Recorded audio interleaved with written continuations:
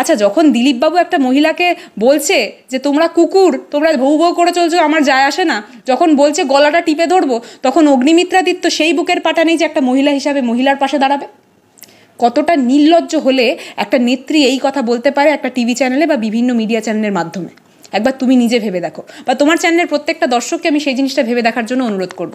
কারণ বিজেপির, আমি বরাবরই একটা কথা বলি যে বিজেপির অন্যতম কাল যদি কেউ হয় সেটা হচ্ছে শুভেন্দুবাবু নিজে। তো শুভেন্দুবাবু যাই করেন সেই জিনিসটা আমরা দেখি। এবার কথাটা হচ্ছে এখানে যে যারা হয়তো বিজেপির জন্য এতদিন ধরে করে এসছে, তারা আজকে যখন টিভির সামনে আসছে তাদেরকেও আসতে হচ্ছে দুটো খিস্তি মেরে, তাদেরকেও আসতে হচ্ছে এর গলা টিপে দেবো, ওর গলায় পা তুলে দেবো, এইসব বলে। না হলে তো মিডিয়া কভারেজটুকুও পাচ্ছে না। আজকে যখন আমরা বাইরে দেখি কাক বসে আছে, আমরা কাককে কিন্তু উলঙ্গভাবে দেখি। সেই জিনিসটা নিয়ে কি আমরা খুব বেশি আশ্চর্যবোধ হই? এবার কাক যদি টাই প্যান্ট পরে বসে থাকে তাহলে কিন্তু আপনি আমি একটু আশ্চর্য হব, তাই তো? তো সোজা অর্থে বলতে চাইছি এটা বিজেপির বাস্তব চরিত্র, তাই জন্যেই কিন্তু আশ্চর্য হয়নি। বরাবরই বিজেপি মহিলাদেরকে যে কোনো কেন্দ্রিক বিষয় হিসাবেই দেখে না, সেটা কিন্তু ভীষণভাবে স্পষ্ট। যারা রামের কথা বলে তারা কিন্তু রামের পাশে সীতাকে বসায় না, তারা সেখানে রাম লালার মূর্তি বসিয়েছিলেন, রাম সীতার মূর্তি কিন্তু বসায়নি। বরাবরই আমরা সর্বক্ষেত্রেই দেখে এসেছি যে যখন বিজেপির রাজনীতি হয় সেটা ধর্মকেন্দ্রিক রাজনীতি হয়, সেটা নোংরামির রাজনীতি হয়, সেটা দাঙ্গার রাজনীতি হয়, সেটা বারবার বিভেদের রাজনীতি হয়। এই রাজনীতি ছাড়া ওরা আর কিছুই জানে না। আর যেই প্রশ্নটা তুমি সর্বপ্রথম করলে যে দিলীপবাবু আরেকটু ভেসে আসছে, আমি বাস্তবে দিলীপবাবু চাই আপনি একটু ভেসে আসুন। কারণ যেইভাবে আপনার অত্যন্ত প্রিয় ভাই শুভেন্দুবাবু আপনাকে ঘরে ঢুকিয়ে রেখেছেন, অর্থাৎ আপনাদের গোষ্ঠীদ্বন্দ্ব যে কী সেই জিনিসটা তো সকলের কাছেই প্রকাশিত। সেই জিনিসটা আমি অন্তত চাই যে আপনি এগিয়ে এসে দুটো কথা বলুন, যেই বলার জায়গা থেকে শুভেন্দুবাবু আপনাকে বিরত রেখে দিয়েছিলেন এতদিন।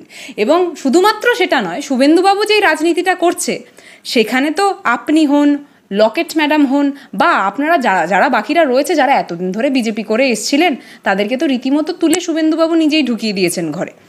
এবার তার পাশাপাশি শুভেন্দুবাবু দায়িত্ব নিয়েছেন যে কিভাবে আপনাদেরকে 2026-এ হারাবেন।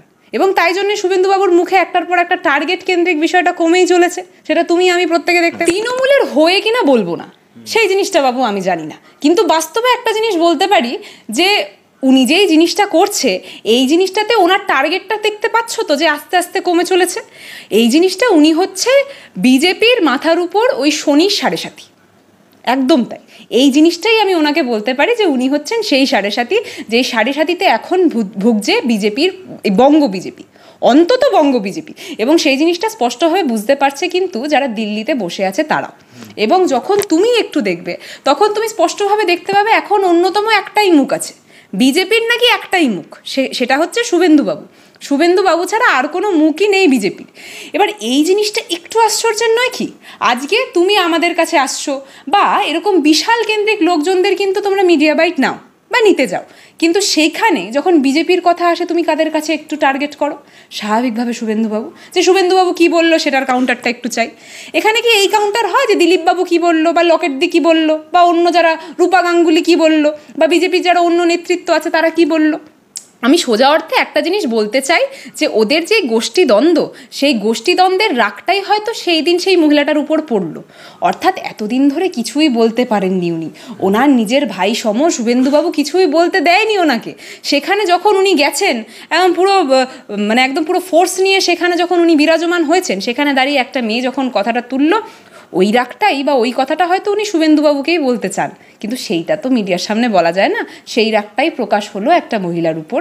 এবং একটা জিনিস স্পষ্টভাবে বলতে পারি যে সেটা শুভেন্দুবাবু হোক বা দিলীপবাবু হোক বা বিজেপির অন্য নেতৃত্বরা হোক, তারা কোনোদিনই মহিলাদেরকে সম্মান দিতে জানেন। দেখো, দিলীপবাবু বরাবরই যে কথাগুলো বলে এসছে সেটা হচ্ছে যে আপনার বাবা কেড়ে নেবো, আপনার স্বামী কেড়ে নেবো, আপনাকে অনাথ বানিয়ে দেবো, আপনাকে বিধবা বানিয়ে দেবো, শাড়ি পাঠিয়ে দেবো, এই জিনিসগুলো দিলীপবাবুর অন্যতম বক্তব্য।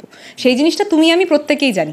এখন হয়তো সেই বক্তব্যের খাতার উপর একটু ধুলো পড়েছে বটে, সেইটাও শুভেন্দুবাবুর কৃপাতেই, অর্থাৎ গোষ্ঠীদ্বন্দ্বের কৃপাতে। কিন্তু বাস্তবে তুমি যদি দেখো, একটু ইতিহাস ঘেটে দেখো, তাহলে কিন্তু দিলীপবাবুর প্রত্যেকটা বক্তব্যতেই এই জিনিসগুলো রয়েছে। এবার তুমি যেই প্রশ্নটা আমাকে করছো, এটা তো পারিবারিক বিষয়, আমি তো ওদের পরিবারের মাঝখানে গিয়ে বসে নেই দুর্জয় দাদা, তাহলে আমি কিভাবে বলবো বলো তো যেটা শুভেন্দু বাবুকে কেন্দ্র করে বলছে নাকি অন্য কাউকে কেন্দ্র করে? একটা জিনিস স্পষ্টভাবে বলতে পারি, যখন আমাদের লোকসভা ইলেকশনে হলো তারপরে কিছু বিজেপির নেতা বা নেত্রীদেরকে কাঁদতে দেখছিলাম মিডিয়া চ্যানেলের সামনে। তারা রীতিমতো চোখে জল নিয়ে একটা জিনিস বারবার বলছিলেন যে যেই জিনিসটা হচ্ছে সেটা ঠিক হচ্ছে না, আমাদেরকে অবহেলা করা হচ্ছে, বঙ্গ বিজেপির কি অবস্থা হচ্ছে সেই জিনিসটাও কিন্তু বড্ড খারাপ, বাজে দিকে এগিয়ে যাচ্ছে, এরকম কথা অনেক নেত্রী বলেছেন। এই জিনিসটা না হয় আমি নাম উল্লেখ করে এখানে নাই বললাম, তোমরা একটু সার্চ করে নিও গুগল। এবার স্পষ্ট ভাষায় এই জিনিসটাই কিন্তু বিজেপির অন্দরমহলে হয়তো চলছে। বারবার কি দেখছি শুভেন্দুবাবু কি বলছে যে দাঙ্গা কেন্দ্রিক প্রত্যেকটা প্রোপাগান্ডা কিন্তু শুভেন্দুবাবু করেই চলেছে। অর্থাৎ শুভেন্দুবাবু কি করছে, হিন্দু মুসলিম করছে। শুভেন্দুবাবু কি বলছে, আমি বাবু সনাতনীদের বিধায়ক, হিন্দুদের বিধায়ক, হিন্দুর ভোটে একবার উনি বলছেন যে 200 পার, 201টা সিট আমি পেয়ে যাব, আমার কারোর দরকার পড়বে না। তারপরে আবার কি দেখছি শুভেন্দুবাবু কি বলছে যে না ওটা 180 পেয়ে যাব, 200 না হলেও 180 পাবো। আচ্ছা, যেই সময় বিজেপি 200 টার্গেট করেছিল সেই সময় বিজেপি কোন জিনিসটা পেয়েছিল সেটা তুমি আমি জানি। এবার আজকে 200-র জায়গায় উনি নিজে 180-তে নামছেন। তারপরে আবার শুনলাম গতকালই বলেছেন না 180 না 150টা হয়ে যাবে, কোনো ক্রমে 150 আমি টেনে টুনে নেব। আসলে এখানে কোথায় দাঁড়াচ্ছে জানো তো, উনি একটা কথা বলছেন তো ঠিকই, কিন্তু সেই জিনিসটা যদি রেজাল্টে পুরো ফ্লপ হয়ে যায়, তাহলে তো যদি আবার শুভেন্দুর জায়গায় দিলীপবাবু চলে আসে, এইটা হচ্ছে ওদের পারিবারিক দ্বন্দ্ব।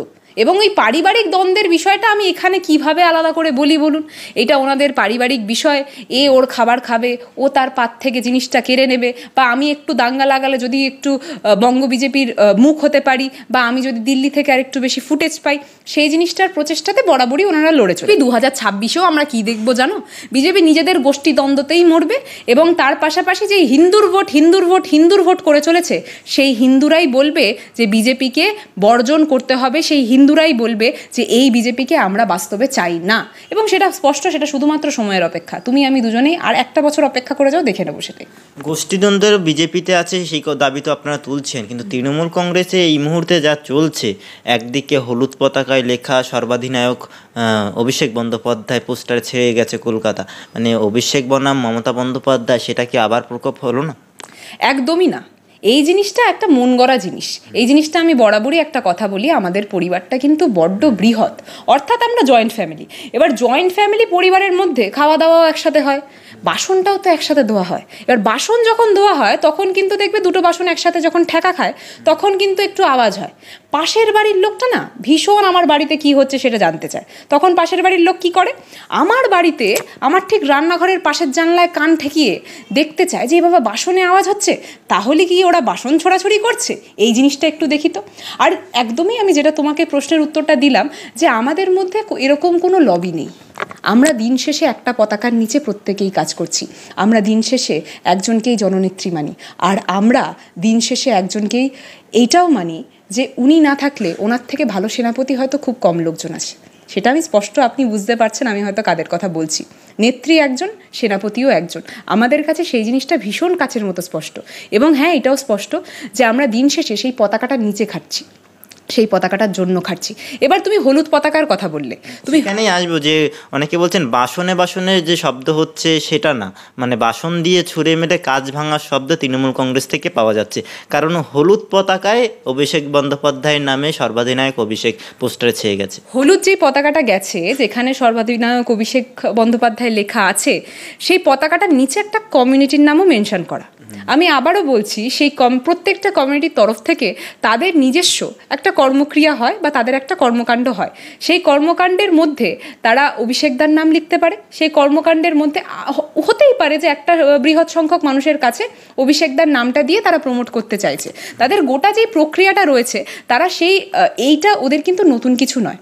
অর্থাৎ ফ্যাম কমিউনিটির তরফ থেকে যে গোটা হলুদ পতাকায় অভিষেক বন্দ্যোপাধ্যায়ের নাম লিখে যে জিনিসটা ছড়ানো হয়েছে, বা একটা কলকাতার একটা অঞ্চল যেই জায়গাটা ছেয়ে গেছে, এইটা কিন্তু ওদের নতুন কিছু নয়। তুমি যদি একটু মনে করে দেখো, সেই তথ্যটাও আমি তুলে ধরতে পারি। যখন 2000 ঠিক আমি আগের বছরের কথা বলছি, আগের বছর যখন নামগুলো প্রকাশ হচ্ছিল এমপিদের নাম, ঠিক স্টেজের পাশে এরকম একটা পতাকাও দেখা গেছিল, সেই পতাকার মধ্যেও কিন্তু একই জিনিসই লেখা হয়েছিল। তখন কিন্তু কেউ এই প্রশ্নটা তোলেনি। খুব আশ্চর্যজনকভাবে আজকে সেই প্রশ্নটা তোলা হচ্ছে। মানে আমি অর্থাৎ বলতে চাইছি, এই সমান জিনিসটা আমরা 1 বছর আগেও দেখেছি। 1 বছর আগেও সেই মঞ্চের পাশে অভিষেক বন্দ্যোপাধ্যায়ের এই কেন্দ্রিক পতাকাটা ছিল, এবং এটা ফ্যাম কমিউনিটির একটা টিম, যেই টিম এই পতাকাটা স্বাভাবিকভাবে তাদের ফেস হিসাবে প্রমোট করছে। তো এইটা তাদের ব্যক্তিগত জায়গা। একটা কমিউনিটি তার সংখ্যক 5 জন 7 জন 15 জন 50 জন কার নাম দিয়ে সেই প্রচারটা করবে সেটা তাদের ব্যক্তিগত মত। একদমই দিদি, সেই যে প্রচারটা হয়েছিল আগের বছর ব্রিগেডে, তখন ব্রিগেড ছিল তৃণমূল কংগ্রেসের উৎসব ছিল, তখন প্রচার হয়েছিল। এখন কিসের উৎসব আছে?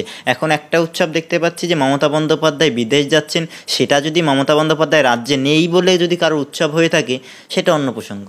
না না, একদমই না। এত কিছু কিন্তু, এতটাও কিন্তু জলটা ঘোলা নয়। যতটা তুমি মানে ঘোলা জলটা ভাবছো ততটা কিন্তু বাস্তবে নয়। তাই জন্যই আমি স্পষ্টভাবে বলছি, এবং তাই জন্যই আমি গত বছরের কথাটা উল্লেখ করে বললাম যে ওদের গোটা টিমের মধ্যে এইটা কিন্তু একটা, অর্থাৎ আমি বলতে চাইছি যে আমার টিমে 5 জন এই পতাকাটা ইউজ করে এসছে, এবং এই পতাকাটা নতুন কিছু নয়, যে নতুন হঠাৎ করে উদয় হয়েছে তা নয়।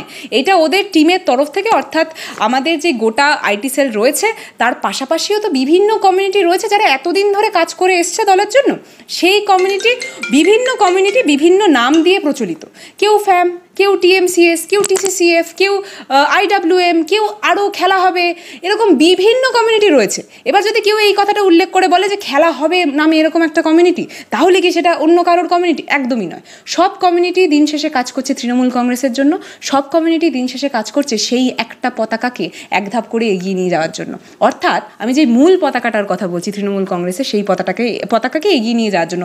এবার এই যে এটা প্রমোশন কেন্দ্রিক বিষয়টা, তুমি কিভাবে তোমার একটা ইভেন্ট করছো সেটা প্রমোট করবে, সেটা তো আমি ঠিক করে দিতে পারি না। ঠিক সমানভাবে একটা কমিউনিটি কিভাবে সেই জিনিসটাকে প্রমোট করবে সেটাও ব্যক্তিগত ক্রমে কোনো নেতা বা কোনো কর্মী বা আমার মতো কেউ ঠিক করে দিতে পারে না। এটা তাদের ব্যক্তিগত মত, এবং বিজেপিতে না হলেও, সিপিএমে না হলেও তৃণমূলে এই ইন্ডিপেন্ডেন্সটা প্রত্যেককেই দেওয়া আছে।